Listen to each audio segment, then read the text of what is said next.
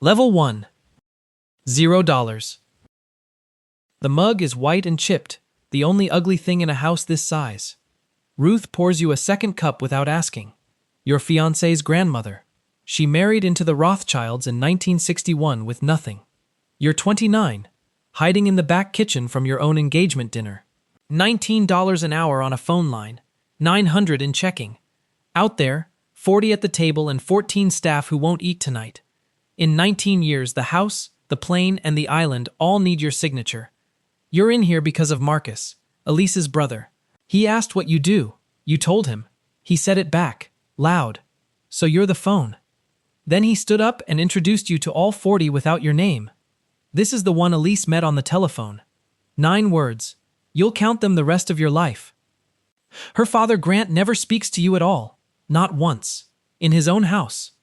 Ruth doesn't mention it. She says one thing, flat, like weather. There's a chair at the top of this family nobody born into it can sit in. 20 years empty. Then she goes back to the party. In 19 years that chair is yours. $100 billion sits under it. Upstairs, in the study, a folder with your name on it. The bottom third is folded back, creased flat. Who folded it, and what didn't they want you to read? Level 2. $1,000. The Monday after the dinner you sit in the brokerage parking lot and open an account in your own name. $1,000. Everything you have. The form asks whether you're connected to a wealthy or powerful family. You laugh out loud in the car. Married 9 weeks. Still wearing a headset. 40 times a shift, you say the sentence they make you say. I'm not able to give advice. Only information. In 19 years, you'll be worth $100 billion. This is the 1,000 you'll still be proudest of. Sunday is lunch at the Point. 12 people in the small dining room, which seats 22. A cousin asks who you are. Marcus answers before you can. This is Elise's husband. He works at a brokerage. 8 words. Here's the thing nobody tells you about old money. Count the words in your introduction. Long means they have to explain you. Short means they don't. The ones who need no explaining get 1 word, their name. Then Grant comes in off the terrace. Elise's father, soft voice, never raises it. Would you mind moving your car? There's a delivery coming. He asks it kindly, in front of everyone at that table. That's the whole trick. There's no version of saying no. Say no and you're the man who wouldn't move his car. So you go out and move it. Elise watches you do it through the window. Neither of you mentions it again. He tells you to put it in the garage. 14 cars in there. 4 on trickle chargers, little boxes that keep a battery alive in a car nobody drives. One hasn't moved since 2009. Yours is the only car in the building with a payment on it. Afterward, you walk to the study. There are 9 bathrooms at the Point, and you've used one, twice, both times as an excuse to get in there. The folder is where it was. Your birthday, your employer, your $19 an hour, your debts to the dollar. The box marked assessment has 1 word in it. Transient. The bottom third is folded back, creased flat. You don't touch it. Warren comes in behind you and isn't surprised, and that's the part that gets you. Warren is the trust's lawyer. 50s, writes everything in a notebook he never opens twice. That's a real page, Warren says. He doesn't move to take it. Everybody has one. You ask who writes the word. Whoever's turn it is. You ask when it changes. When something happens. You ask what counts as something, and Warren smiles kindly and says nothing. On your way out, you see a second sheet in the drawer. Marcus at the top. Stapled behind it. A request for money out of the trust. Early, dated last month. You don't read it. You just see it. You stop for gas on the way home, and Elise pays. She has exactly 1 card in her wallet. You don't think about that for 4 years. A word only changes when something happens. Nothing was ever going to happen to you. So you decide to be the thing that happens. Level 3. $10,000. They take a fee? Dennis asks it in the driveway at the Point, with his hat in his hand. Dennis has cut this grass for 19 years. 9 hours to do the Point, twice a week. That's 4 years of his life on a mower on this lawn. He has $41,000 in an account from an old job, and he's never looked at page 9. Page 9 is where they print it. 1.4% a year, written as a decimal, buried in a sentence about operating expenses. Not an accident. You do the arithmetic on his truck hood with a pen from your shirt pocket. 1.4% is not a number a person can feel, so you turn it into one. $48 a month, Dennis. Every month, until you're gone. Dennis looks at the hood of the truck for a while. Then you move it. 2 hours and a phone call. It costs him nothing, because it never occurs to you to charge him. 2 weeks later, the housekeeper asks. Then Ruth's driver. Then a man from the kitchen. By the end of summer, you're running money for 11 people who work in a house you married into. Your kitchen table, 6 in the morning. You make a spreadsheet and title it Clients. 11 rows. You look at it more often than is reasonable. Nobody else in that family has one. Marcus finds out in September and tells it at dinner as a charming story, because he's good at this. This is Elise's husband. He does the retirement accounts for the people who work here. 12 words. The count went up. That's how it works. It goes up when they're confused by you. It comes down once they've decided what you are. The whole table laughs, warmly, the way you laugh at a dog in a coat. 9 days later, Grant ends it. Not angry. Never angry. A memo. Read out at the Tuesday staff meeting. Household employees may not take financial advice from members of the household. It's a conflict of interest. Dennis is walked to his truck by a man in a blazer. 19 years, and a cardboard box with a thermos in it. Marcus finds you in the driveway afterward. That's on you, by the way. 19 years. He's right. That's why it works. You drive home and there's nothing you can do, because you're a man with a $1,000 account and a headset. The next morning, the mug is out on the counter at the point, upside down on a dish towel. And for the first time, Ruth is sitting behind it, waiting. She says one thing. That chair's still empty. $100 billion sits under that chair, and nobody born in this house can sit in it. You don't hear her. You're still in the driveway. In the car, Elise says it flat. You keep trying to pass. Nobody here passes. They inherit. And a man with 19 years on a mower just found out what your friendship costs. Level 4. $100,000. 2 weeks after they walk Dennis to his truck, Dennis is back on the mower.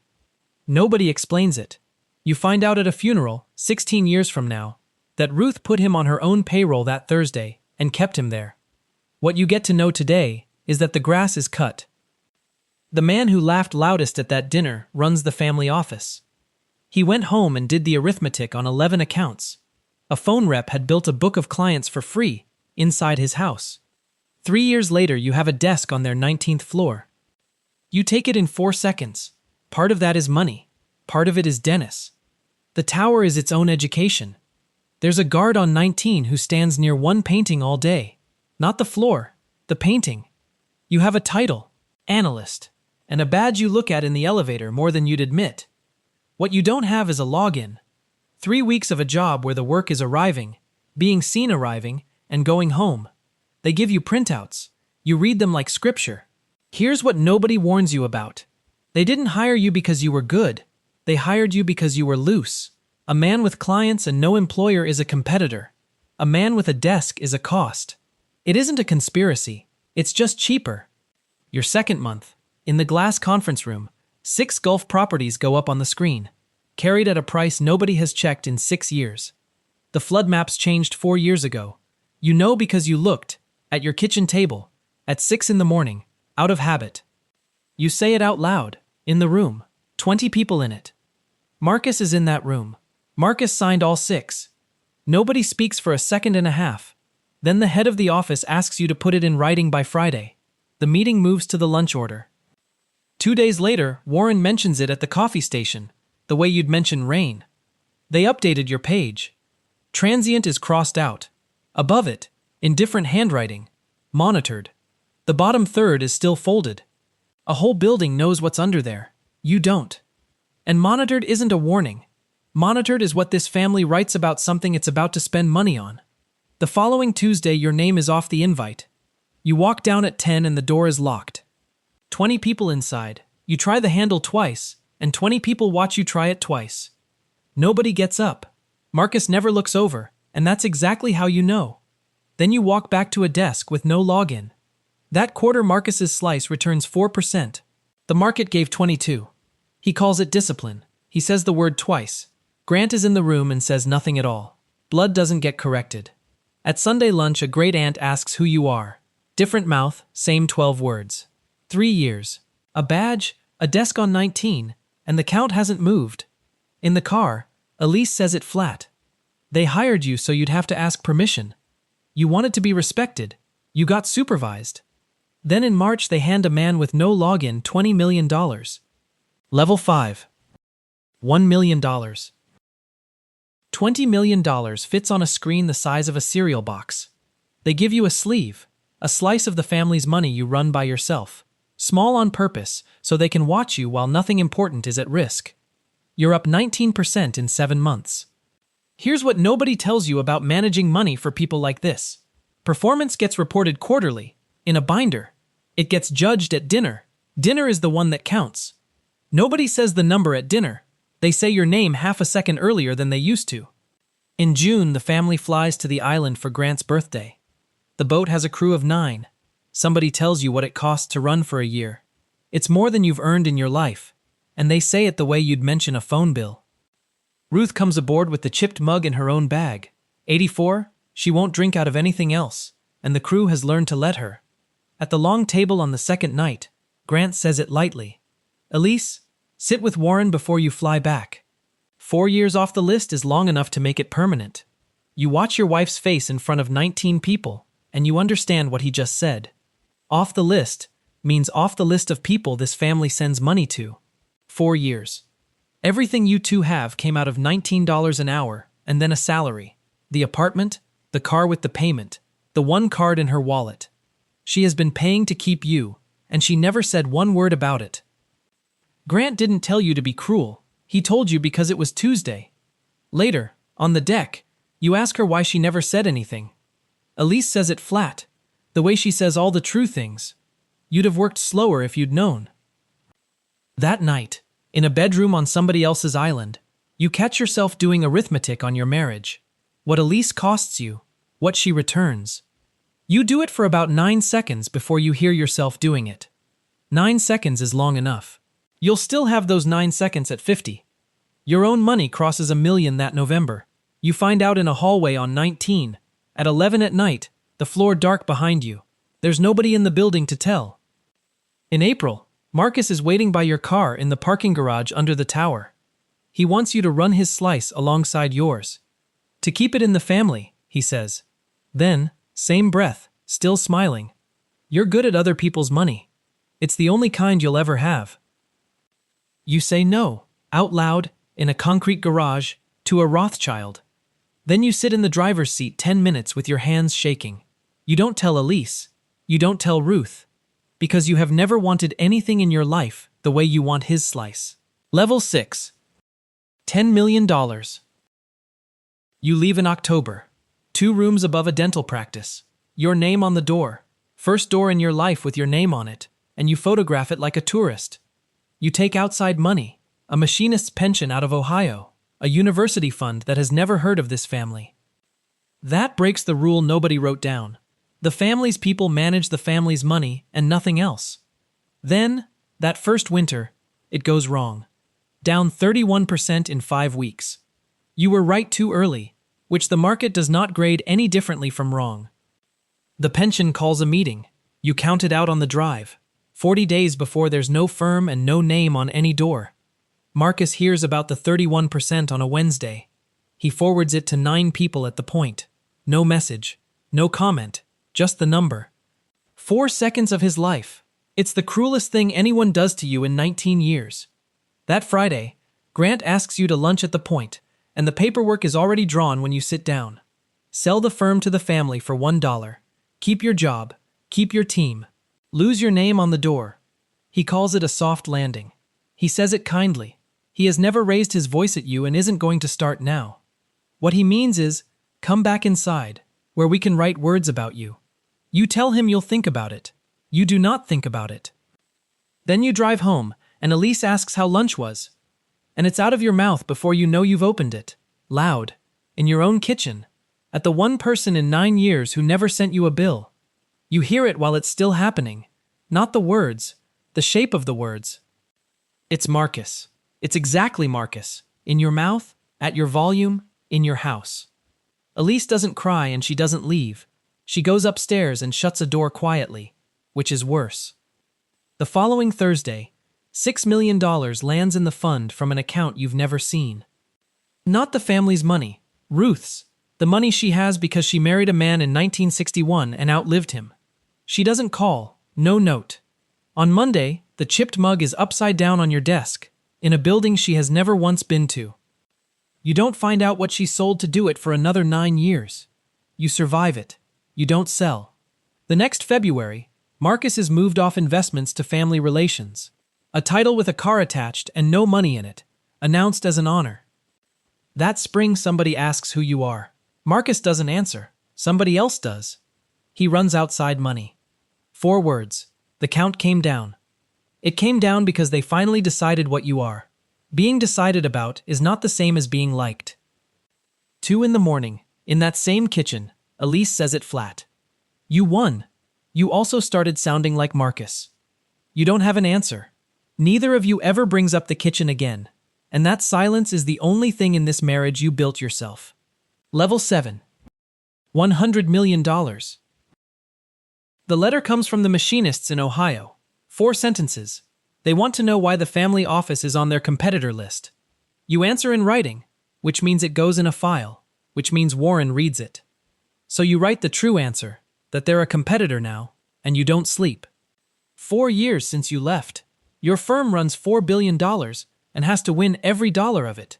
In February, you sit in an auction room, because Grant is in an auction room. A family is being sold. Not a company, a family.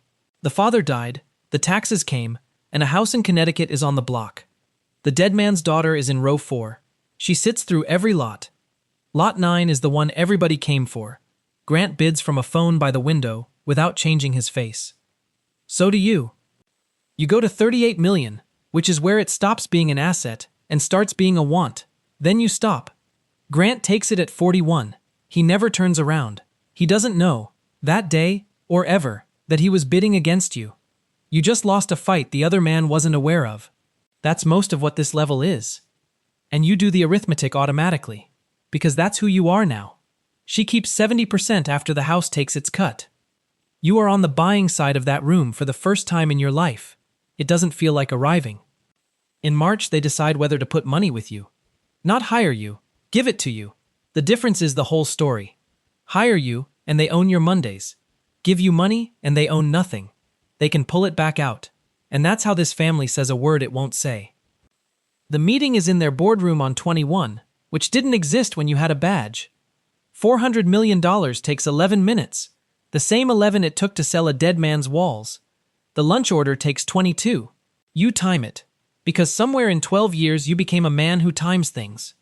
You'll remember the lunch order longer than the 400 million. Marcus brings the trays in. Family Relations handles the room now. He asks if you want the chicken. You say thank you. He says of course. 12 years, and neither one of you says anything else. They wire it on a Thursday. Here's the sentence you learn at this level. Nobody rich says no. They say let's revisit. It's the loudest no in the language, and it takes you 2 years to hear it. Ruth calls the office landline in June, because the landline is the number she has. She asks if you're eating. You say yes. She says good and hangs up. Ruth is 91. You don't call her back that week. In the elevator, Warren says it the way you'd say it's supposed to rain.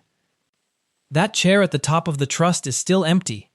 Document won't let anyone born into this family sit in it. Empty since before you were on the phones. $100 billion, and the seat over it has to go to somebody who married in. You finally hear it. 12 years late. In October, Warren doesn't mention your page in passing. He calls. Monitored is crossed out. Material. You could buy the building that page sits in. You've still never touched the fold. Level 8. $1 billion. The folder is on the committee table before you sit down. Your name on the tab. Marcus directly across from you. He wants money out of the trust early. The trust allows it. The family hates it. There's a form. The form needs a signature from the outside manager. That's you now. For 17 years you were the man who answers the phone when the money is small. Warren slides it over. Marcus's sheet is on top. Same paper as yours, same boxes. And in the box marked assessment, in somebody's handwriting, the word this family uses for its oldest son. Supported. Here's what you could do, and you know all of it in a second and a half. The request is bad. It covers something stupid he did in Miami. You could say no and be right. Or you could read his box out loud. Warren is sitting right there. Or say the 9 words back. This is the one Elise met on the telephone. Flat, in his own voice, in a room with 4 people old enough to remember the night he said them. It has been aging for 17 years. Every version of it is defensible. It would take 4 seconds. You sign it. No speech. No pause with any weight in it. You sign it like the 9 other things on your desk. Marcus says thank you. You can see exactly what it costs him. And you feel nothing you can use. That's the part nobody warns you about. You wanted a fire. You got a signature. Ruth goes into the hospital in March. The family's name is on the outside of the building. She's 96, dying in a wing they paid for. Somebody brings the mug up from the point. It sits on the tray by the bed, full, because a nurse filled it and nobody told her what it was for. You pour the second cup. You've been there 4 hours, and it's the only useful thing you can do. Ruth doesn't drink it. So you sit with 2 cold cups and a woman who has known the answer for 17 years, and you still don't ask her the question. She dies in April. At the service, Warren tells you the only thing he's ever told you that wasn't his job. She sold the Sarasota house in 9 days, 9 years ago, and asked him to do it quietly. $6 million, most of what she had. She never let you thank her, because thanking her would have made it a loan. Then a man you've never met turns to his wife and introduces you. Your name, nothing after it. 1 word, the shortest introduction of your life, and it comes 9 days too late for the only person who was ever counting. In the car, Elise says the last true thing she'll have to say out loud. She never said things out loud. She wrote them down. That was the whole woman. Warren has the keys to that study now, and there's still a folded piece of paper in it with your name on top. Level 9. $100 billion. 19 years ago, a man asked you, kindly, in front of everyone, to move your car. This morning you approved the fuel on his plane. Your firm runs money for 6 families and a dozen institutions. Your own stake is worth $100 billion. The Rothschild Trust is 1 client on the list. You also hold the chair, because the document won't let anyone born into this family sit in it. They left it empty 20 years, rather than say out loud what that meant. Which means the house goes across your desk now. The plane, the island, the grass. Nobody introduces you anymore. At the winter meeting, in the boardroom at the point, a man introduces Elise to the room as your wife. 0 words for you. You hate it more than you ever hated the 9. Warren is 71. He gives you the keys to the study in an envelope because he has never handed anyone anything without paperwork. The drawer is where it always was. Marcus's sheet is in it, his own word, in his own box. The committee sits at 11. A photocopy on that table would end him in the room he grew up in. Nobody would have to say a thing. You put it back. You close the drawer. Marcus is at dinner tonight. Family relations, still. Everybody likes him and he's completely fine. Grant is 76. He writes to you every quarter now, in full sentences. Then Warren takes your sheet out, unfolds the bottom third, and slides it across the desk. Transient at the top, crossed out twice. Underneath, in the box marked Recommendation, in pen, dated the night of your engagement dinner, handwriting you've seen on grocery lists for 19 years. So was I. Then, Warren puts a second sheet down beside it. Ruth's own, 1961. Same boxes. A 22-year-old out of a steel town. And in her assessment box, in somebody's long-dead handwriting, transient. She read your page the night they wrote it. She answered it in 1 line, folded it over, creased it flat, and put it in a drawer. It sat there 19 years while you built $100 billion trying to earn a sentence you already had. She never said it out loud. Not once. Not on a boat. Not in a hospital room with 2 cups going cold. She wrote it the first night, Elise says. It took you 19 years to be able to read it. Dennis is 73. He still cuts the grass on Tuesdays because he wants to. His account bought his daughter a house, and he's never mentioned it. The mug is in the china cabinet, behind the gold rims. They put it there after the funeral, because nobody knew what else to do with an ugly mug. You take it out. There's a new one at dinner tonight. 26. A nurse. Married one of the cousins in June. Seated where the table narrows. Somebody introduces him without using his name. 9 words. You take him into the back kitchen and pour him a second cup. You don't tell him what it means. Ruth never told you either. The not telling was the whole gift.